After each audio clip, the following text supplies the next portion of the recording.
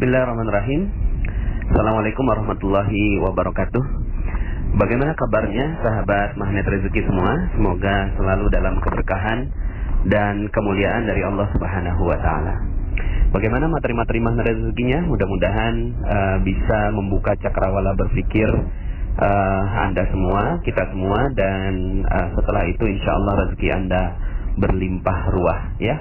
Oke, pada kesempatan kali ini saya ingin menambahkan dosis dari ilmu tentang paradox of candy, jendela buram, dan yang terakhir adalah tips jeruk nipis, ya. Nah, ini berbicara tentang cicak dan jerapah, ya. Bapak Ibu, saya suka sekali dengan dua makhluk Allah ini, ya. Dan dua makhluk Allah ini bisa menjadi pelajaran yang berharga untuk kita semua. Yang pertama adalah cicak. Cicak ini Allah berikan menjadi makhluk yang kita lihat setiap hari, gitu ya. Jadi dia ada di dinding kita, ada di langit-langit kita, gitu ya. Kemudian ada di rumah kita, ya. Mudah sekali kita lihat makhluk yang satu ini. Uniknya adalah cicak ini makanannya terbang, Bapak Ibu, ya. Makanannya itu nyamuk, sementara dia nggak bisa terbang. Ini kita semua sudah tahu, ya.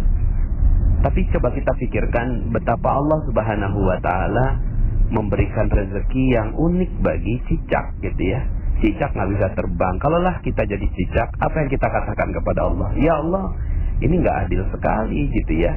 Kenapa kok rezeki saya malah terbang, sementara saya nggak dikasih bekal yang cukup untuk mengejar makanan saya. Tapi cicak tidak melakukan itu. Dia hanya diam-diam merayap, gitu ya. Kalau kemudian datang seekor nyamuk, ya, datanglah seekor nyamuk, dan lagu ini bagus sekali, ya. Cicak-cicak di dinding diam-diam merayap, datang seekor nyamuk.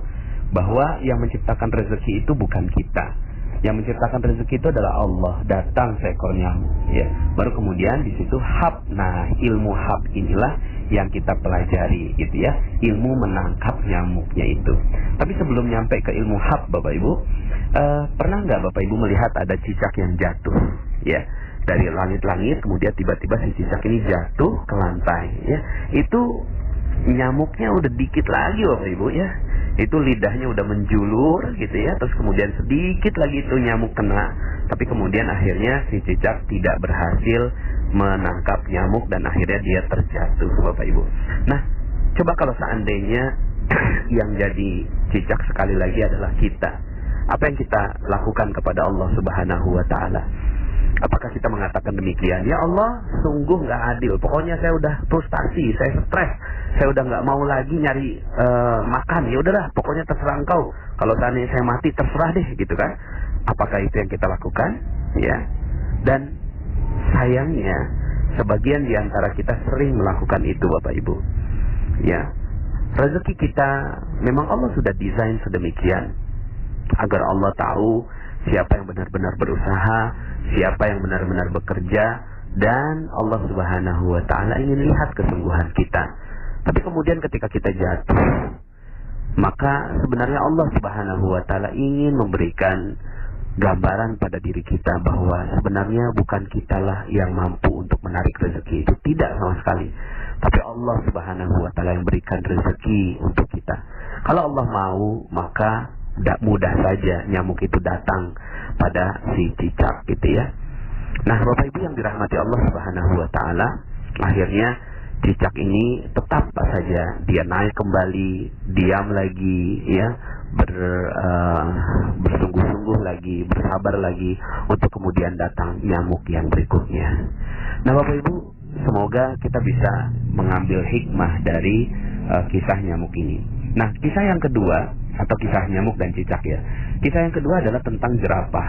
Saya terkaget-kaget ketika menemukan fakta ini, Bapak Ibu, bahwa ternyata jerapah itu sejak waktu bayi, ketika lahir bayi, ya, kakinya kan panjang sekali, Bapak Ibu, ya. Lalu kemudian si bayi ini langsung berusaha untuk berdiri. Tapi Bapak Ibu, oleh ibunya sendiri, ini si jerapah ditendang, Bapak Ibu, sampai jatuh. Bayi jerapah ini ditendang oleh ibunya sampai jatuh. Lalu kemudian si bayi jerapah ini naik lagi, berdiri lagi, mencoba untuk berbangun lagi, ditendang lagi sama ibunya. Dia berdiri lagi, ditendang lagi sama ibunya. Berdiri lagi, ditendang lagi sama ibunya. Berdiri lagi, ditendang lagi sama ibunya. Sampai kemudian akhirnya sang bayi jerapah itu kakinya kuat. Lalu kemudian dia tidak akan pernah melipat lagi kakinya sampai meninggal dunia. Bapak Ibu,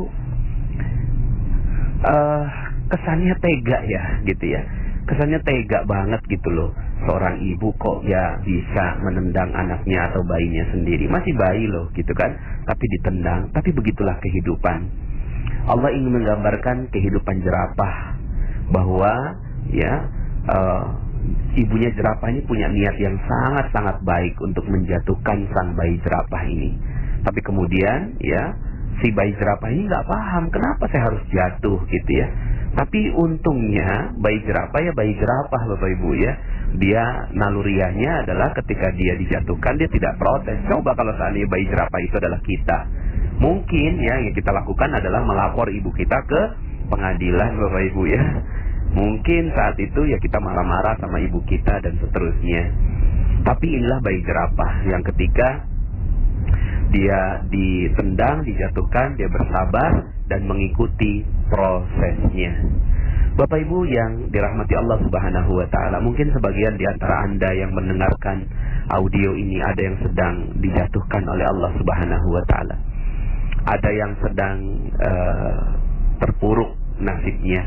Ada yang sedang menderita banyak sekali musibah. Ada yang sedang bermasalah dengan suaminya, dengan istrinya, dengan orang tuanya. Ada yang bermasalah dengan bisnisnya. Ada yang bermasalah dengan rekan-rekan di dalam perusahaan dan seterusnya.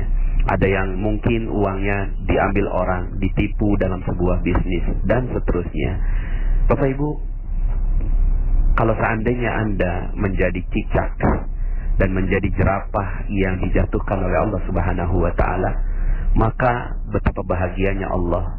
Seandainya Anda sekarang yang sedang terjatuh itu, lalu kemudian katakan kepada Allah, ya Allah, saya siap untuk naik lagi, saya siap untuk bangkit lagi, belajar lagi. Dan seandainya Engkau jatuhkan aku, maka aku siap untuk bangkit kembali. Kau jatuhkan lagi, maka kami siap untuk bangkit kembali. Bapak Ibu, betapa bahagianya Allah seandainya Anda adalah orang yang seperti itu, dijatuhkan oleh Allah. Tujuan Allah menjatuhkan Anda pasti ada maksud yang sangat-sangat mulia. Allah menjatuhkan Anda tidak mungkin jatuh sendiri Bapak Ibu. Anda jatuh sekarang ini pasti ada sebab Allah Subhanahu wa taala menjatuhkan Anda. Sebabnya macam-macam Bapak Ibu. Yang pasti satu hal, pola yang terbentuk adalah pola seperti jerapah.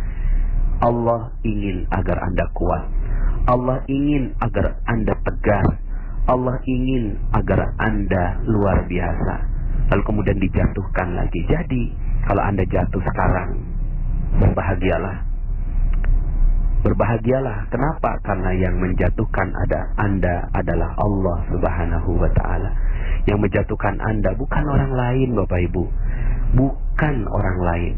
Kalaulah seandainya ada orang lain yang menjatuhkan Anda saat ini, yang mengambil uang Anda, yang melaporkan Anda ke polisi, yang mungkin menjadikan Anda hina, dimaki-maki dan seterusnya, dan Anda lihat bahwa semua orang yang menyebabkan itu adalah manusia yang Anda benci, yang Anda tidak suka, percaya saya Bapak Ibu, bahwa itu bukanlah manusia yang menyebabkan itu semua. Karena tidak mungkin terjadi hal-hal yang ada di muka bumi ini kecuali atas izin Allah Subhanahu wa taala. Semua terjadi atas izinnya. Semua terjadi atas desainnya. Semua terjadi atas rekayasanya. Semua yang terjadi di muka bumi ini atas seluruh perintah-perintahnya. Maka maafkan semua orang yang ada di sekitar Anda. Karena bukan karena mereka Anda jatuh, bukan karena mereka Anda tersungkur, bukan sama sekali. Tapi Anda jatuh karena Allah Subhanahu wa taala ingin melihat Anda tegar, ingin melihat Anda menemukan kesalahan-kesalahan Anda, ingin melihat Anda belajar lebih baik lagi, ingin melihat Anda menangis dan menyebut namanya. lalu kemudian Anda bangkit kembali seperti bayi jerapah yang siap untuk berdiri. Bapak Ibu yang dirahmati Allah Subhanahu wa Ta'ala, sekali lagi, jika Anda sekarang sedang berat, maka nggak usah sirami diri Anda dengan jeruk nipis, Bapak Ibu, ya. Nggak usah, ya. Sudah, lepaskan jeruk nipisnya dan terima kejatuhan Anda sebagai satu paket dari rezeki Anda. Satu paket. Fa inna ma'al usri yusra. Inna ma'al usri yusra. Sesungguhnya bersama kesulitan ada kemudahan. Sungguh bersama kesulitan ada kemudahan. Di balik kesulitan yang sedang menimpa Anda sekarang ini, ada sebuah janji Allah Subhanahu wa Ta'ala yang menginginkan Anda menjadi manusia yang luar biasa. Kuntum khaira ummatin ukhrijat linnas.